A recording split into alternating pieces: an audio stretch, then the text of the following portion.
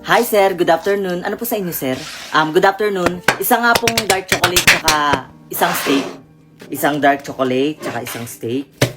Sir, large po ba yung dark chocolate nyo? I-large mo na lang. Sige po sir. Sir, 380 po lahat. Marvin? Kilala niyo po ako?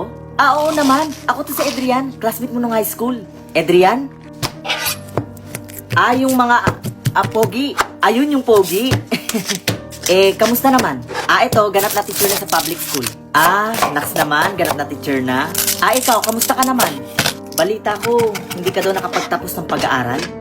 Dahil ba yun sa akin? Dahil sa naging jowa ko yung jowa mo? Kasi yung time na yun, hindi na rin kita nakita eh. Ano ka ba, Adrian? Hindi na tayo high school. Tsaka dati pa yun. Ganito kasi yun. Kasi that time, nung inatake sa puso si Lola, ayun, hindi ko na naipagpatuloy yung pag-aaral ko. Kaya ito, parakit-rakit na lang. Ganun ba? Pasensya ka na ha. Nalungkat ko patuloy yung about sa Lola mo. Sorry. Hindi, okay lang.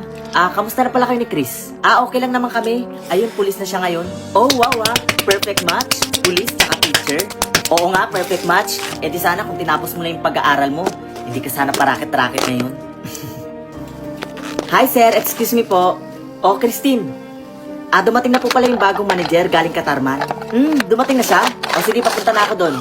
Ito nga pala yung order ni sir. Sige po sir. Asikasuhin mo si sir. Classmate ko yan. Bigay mo na lang ng libre. Total 380 lang naman. Ang bait naman ni sir.